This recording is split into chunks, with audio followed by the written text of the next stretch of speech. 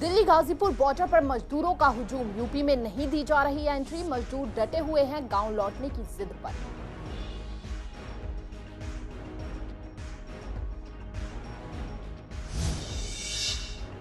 चिलचिलाती धूप में बैठकर बसों का इंतजार करते रहे बेबस प्रवासी मजदूर। बसों का ना कोई सरकारी इंतजाम और ना ही दिल्ली सरकार द्वारा रजिस्ट्रेशन पर दिया गया कोई रिस्पॉन्स।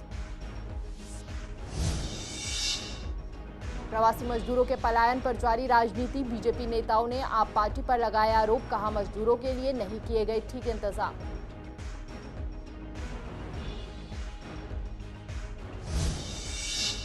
कोरोना के बढ़ते मामलों को देखते हुए पूर्वी दिल्ली के लोगों ने किया लॉकडाउन 4 का स्वागत।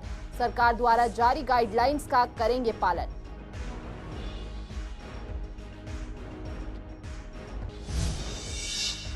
ड्राइविंग लाइसेंस या परमिट और पंजीकरण जैसे मोटरयान के दस्तावेजों की वैधता 30 जून तक बढ़ाई। सूरजमल बिहार के ट्रांसपोर्ट अथॉरिटी में 33% स्टाफ के साथ काम किया शुरू। दिन में 20 लोगों का ही लिया जा रहा है टेस्ट। नमस्कार, आप देख रहे हैं पूर्वी दिल्ली खास। मैं हिमानी कटारिया। शुरुआत करते हैं पूर्वी दिल्ली की खास खबरों के साथ। देश में लागू लॉकडाउन का आज से चौथा चरण शुरू हो गया है और इसी के साथ अलग अलग इलाकों में कुछ छूट मिलनी भी शुरू हो गई है। लेकिन बीते कई दिनों से जो एक तस्वीर नहीं बदली है वो है हजारों मजदूरों का सड़क पर चलना। सोमवार को भी दिल्ली गाजीपुर बॉर्डर पर बड़ी संख्या में इंतजार करते हुए मजदूर खड़े मिले। वहीं मजदूरों का कहना है कि बॉर्डर से पहले ही पुलिस द्वारा उन्हें रोक लिया जाता है और वापस जाने को कहा जाता है। ऐसे में बहुत से ऐसे भी लोग हैं जो श्रमिक ट्रेनों द्वारा दिल्ली तक तो पहुंच चुके हैं, लेकिन दिल्ली से दूसरे राज्यों तक जाने के लिए पैदल ही पलायन करने पर मजबूर हैं। गाजीपुर बॉर्डर पर कई प्रवासी मजदूर रोक दिए गए हैं। पुलिस उन्हें अपने क्षेत्र में घुसने नहीं दे रही है। इस वजह से बॉर्डर पर काफी भीड़ बढ़ गई है। तो आए हैं, पैदल आए हैं जी, सुबह आए हैं। तो नहीं कह रहे हैं बस मिल रही है यहाँ से, तो इसलिए आए।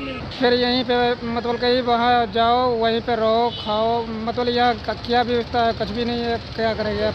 क्या अकेले हैं आप या पूरे परिवार के साथ? नहीं, परिवार के साथ है, बहन भी है। ये बरेली की रहने वाली, मैं जिला शाहजहाँपुर का रहने वाला हूँ। कहाँ तक क्या क्या दिक्कत उठानी पड़ रही है? अब क्या सब कुछ, लड़की की हमारी तबीयत खराब है, ठीक पैसा टका वो भी नहीं है, क्या करें? कितने साल का बच्चा है? इंसान कोई मजबूरी में जाता है, किसी को शौक नहीं रहता है जाने को। तो यहाँ तक आप पैदल चल कर आए? हाँ, पैदल आए। खाना खाया है आपने? नहीं।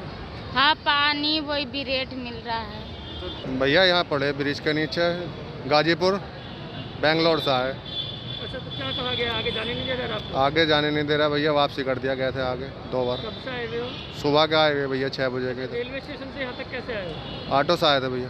कहाँ आगे कहाँ जाने दे रहे? कल रात से बैठे हुए हम। यही कल रात? कुछ पता नहीं उसके बारे में, हमारा पता ही नहीं कहाँ लेके जा रहे हैं भर के। आधी दूर पैदल आए, थोड़ा साधन मिल गया था। अच्छा, आपके साथ कौन कौन था? बच्चे हैं। कितने बड़े बड़े बच्चे हैं आपके? यही एक इसी कड़ी में पूर्वी दिल्ली के वेस्ट विनोद नगर के मंगलम स्कूल के बाहर मजदूरों का हुजूम देखा गया। यहां हजारों की तादाद में मजदूर इकट्ठा हुए। लगभग 2 किलोमीटर से भी ज्यादा लंबी लाइन में खड़े मजदूर बसों का इंतजार कर रहे थे, लेकिन बसों की व्यवस्था नहीं होने के कारण मजदूरों को परेशानी का सामना करना पड़ा। मजदूरों का कहना था कि दिल्ली सरकार की ऑनलाइन वेबसाइट पर घर जाने के लिए रजिस्ट्रेशन कर दिए, पर सरकार द्वारा कोई रिस्पॉन्स नहीं मिल रहा है। ऐसे में कांग्रेस नेता गुरुचरण सिंह राजू मजदूरों के बीच पहुंचे, उनको खाना वितरण किया, साथ ही मजदूरों की समस्या का जायजा भी लिया। नाराज फंसे मजदूर बार बार गांव जाने की जिद पर अड़े। सर, यहाँ पे बताया गया कि बहुत आदमी यहाँ से चेक करके मेडिकल, उसके बाद नई दिल्ली स्टेशन ले गए बस से, वहाँ से आदमी घर गया। तो हम लोग भी जैसे पता चला तो रजिस्ट्रेशन करवा के यहाँ पे आ गए मेडिकल करवाने के लिए। 3 बजे रात से यहाँ से वैसे भूखे प्यासे बैठे हैं, ना तो कोई खाना पीना का व्यवस्था है ना कुछ। तो चेकअप हुआ है कि आपका रजिस्ट्रेशन हुआ? हाँ जी, मोबाइल में आ गया है। कहाँ पे चेकअप हुआ था? चेकअप नहीं, मेडिकल चेकअप नहीं हुआ है, खाली हमने मोबाइल से रजिस्ट्रेशन करवाया था। रजिस्ट्रेशन नंबर आ गया है। साथ का बंदा रजिस्ट्रेशन कराया, कल वो आया मेडिकल टेस्ट करा के चले गया। हम लोग आज आया हूँ 3 बजे रात से, अभी तक कुछ नहीं हुआ। पुलिस वाला पकड़ता है, यहाँ से 3 किलोमीटर आगे जाके छोड़ देता है। कभी कोई बहाना कभी कोई बहाना करके, कौन लेके जा रहा है आपको? यहाँ से पुलिस वाला लेके जा रहा है। सरकार बिल्कुल विफल है, सब काम बिल्कुल जीरो हुआ पड़ा है। देखिए कितना बुरा हाल हुआ पड़ा है। बहनें, माताएं, बच्चे उठा के किस तरह से यहाँ घूम रही हैं। इतनी हालत ख़राब हो गई है, देख देख के हमारा दिल होता है। आप यहाँ कमाल है यार। मुआयना करने आए हैं और खाना मुआयना नहीं करे, खाना बांटने आए हैं। तो ये लोग बेचारे गरीब आदमी खाना खा रहे, देखिए क्या हालत है। देखो यार क्या हालत हो बेचारों गरीब आदमियों की। एक तरफ जहां देश भर में प्रवासी मजदूरों का पलायन हो रहा है, तो वहीं दूसरी तरफ इसे लेकर राजनीति भी जारी है। जहां दिल्ली सरकार ने प्रवासी मजदूरों की समस्याओं का सारा दोष केंद्र पर मढ़ दिया था, वहीं इसके जवाब में दिल्ली में इन सब के लिए बीजेपी ने केजरीवाल सरकार को जिम्मेदार ठहराया है। दिल्ली में कोरोना से कम मौतें दिखाने का मामला हो या फिर राशन वितरण, इन सब के लिए बीजेपी ने केजरीवाल सरकार को जिम्मेदार बताया है। साथ ही प्रवासी मजदूरों के लिए इंतजामों पर सवाल उठाए हैं। क्या कुछ कहना है बीजेपी नेता ओपी शर्मा, महेंद्र आहूजा और अनिल गोयल का, ये आपको सुनाते हैं। आज कोरोना का जो संकट काल है, 20 लाख करोड़ रुपया का पैकेज तो एक अलग हो गया। उसके अलावा स्टेटों में जितना भी अनाज बांटा जा रहा है, उन सबकी 85% कीमत केंद्र सरकार के द्वारा FCI के गोडाउन से सारा अनाज आ रहा है।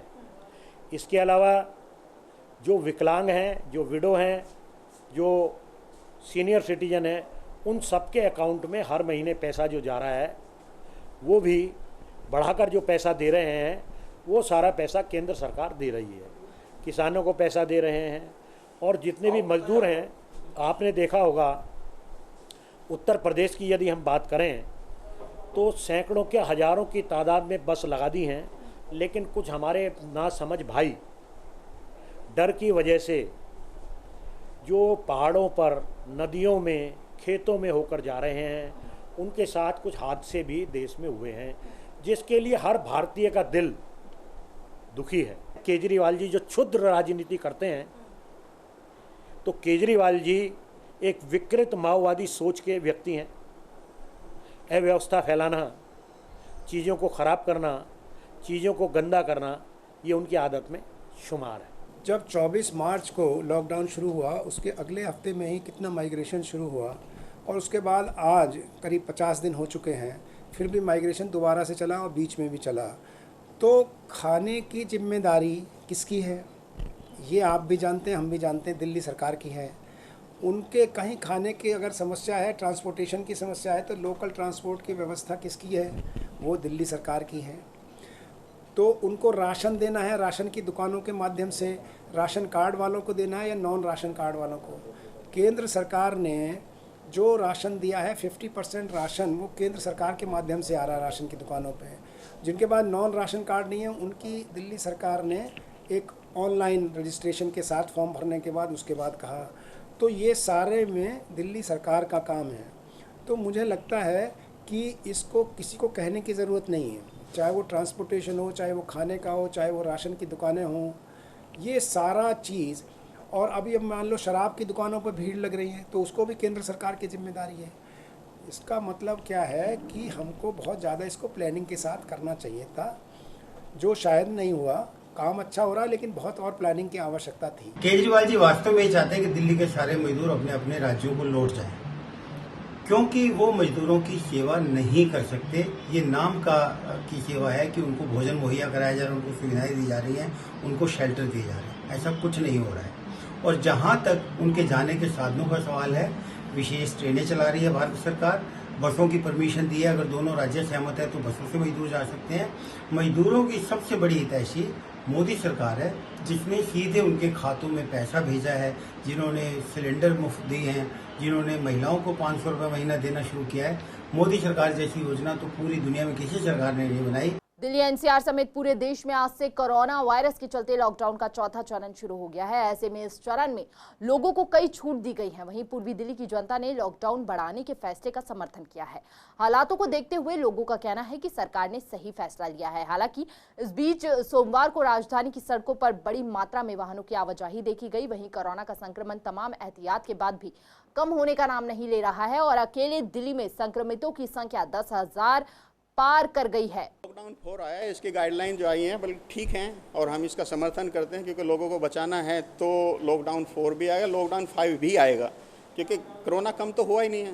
देश में तेज़ी से बढ़ रहा है। पहले कितना था, मुझे लगता है 50,000 पॉजिटिव केस दिल्ली में चल रहे हैं। मेरा आग्रह सरकार से ये है कि इस लॉकडाउन को जो है बढ़ाया जाए और जो उनका मार्केट खोलने का विचार है, मतलब ऑड इवन के हिसाब से, उस पर भी उनको विचार करना चाहिए कि भाई हमको बाज़ार खोलें तो किस प्रकार से खोलें, क्योंकि बाज़ार अगर खोलते हैं, आगे ईद आ रही है, ईद को देखते हुए, क्योंकि मुस्लिम समाज का एक मुख्य जो है त्यौहार है, और उस दृष्टि से वो खरीदारी करने भी निकलेंगे।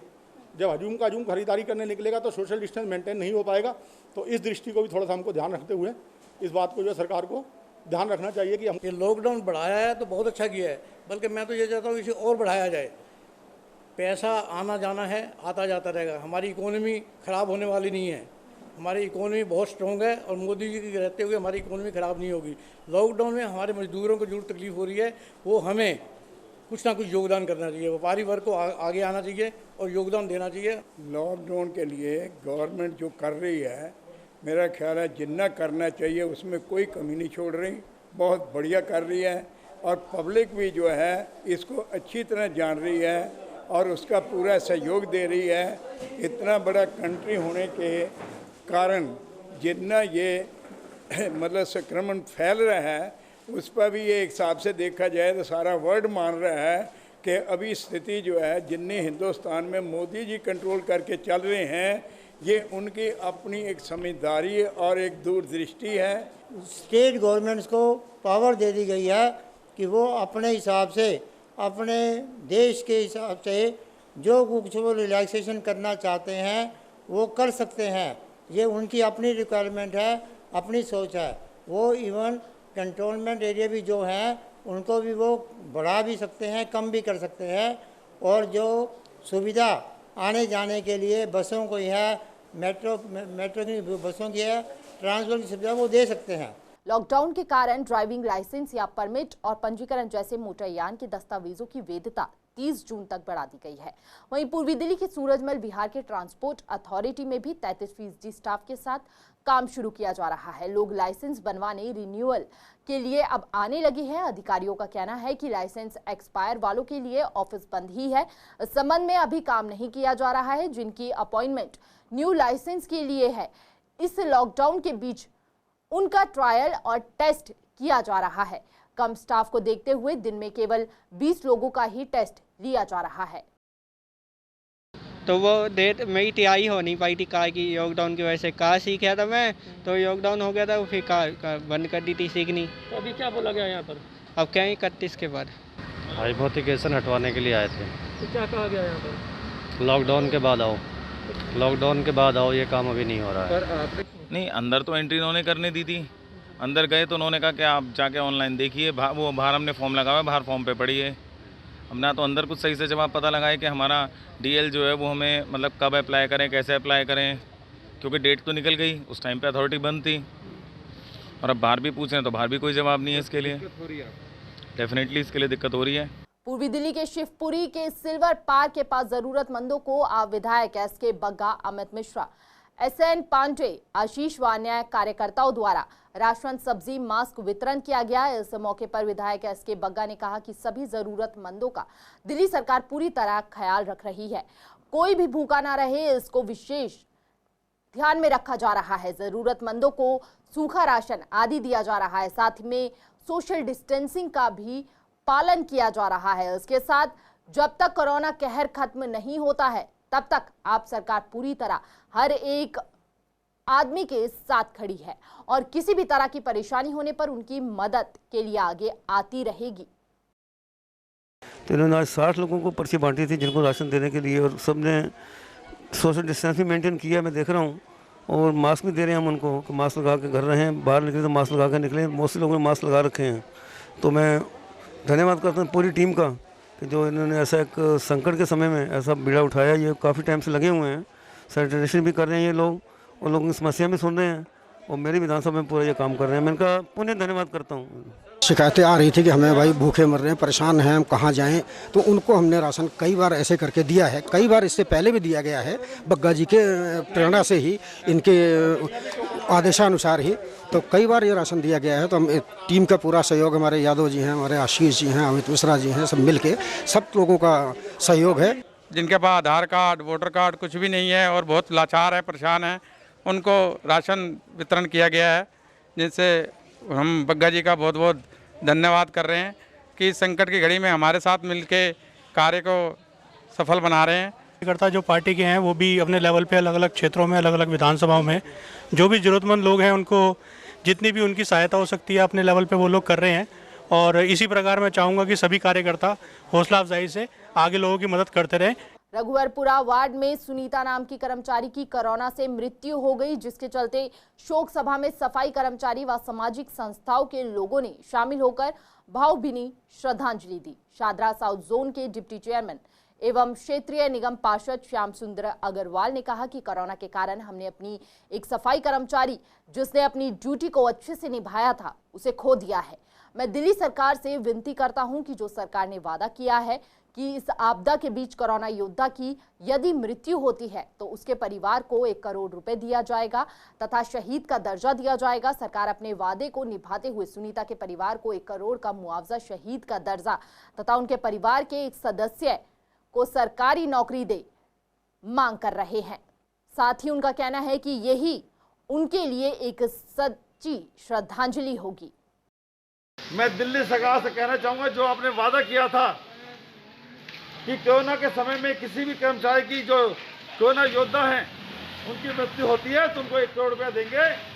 वे तुरंत इस परिवार को 1 करोड़ रुपया देने का अपना वादा पूरा करें। इसके अलावा इनके एक बेटा भी है, अनुकंपा आधार पर उसको नौकरी भी मिलनी चाहिए। मैं राष्ट्रीय स्वयंसेवक संघ और संघ के स्वयंसेवकों के द्वारा उनके चरणों में विनम्र श्रद्धांजलि अर्पित करता हूं और परिवार के दुख सुख में मैं साथ हूं। कभी भी परिवार को मेरा संघ का सहयोग की अपेक्षा हो तो मैं उनके साथ रहूँगा। उनके चरणों में विनम्र श्रद्धांजलि। हम दिल्ली सरकार से प्रार्थना करते हैं, उन्होंने जो कहा था कि कोविड के कारण जो भी कोई सरकारी कर्मचारी उसकी चपेट में आएगा और वो हमारे बीच में नहीं रहेगा, हम उसको 1 करोड़ रुपया देंगे। मैं सभा के माध्यम से प्रार्थना करता हूं केजरीवाल जी से कि उनके परिवार को इसकी आर्थिक सहायता की जाए। क्षतिपूर्ति तो हो नहीं सकती, केवल उनके परिवार को हिम्मत देने के लिए केजरीवाल जी अपना प्रण पूरा करें। फिलहाल पूर्वी दिल्ली खास में इतना ही। बाकी और छोटी बड़ी खबरों के लिए देखते रहिए CCN। नमस्कार।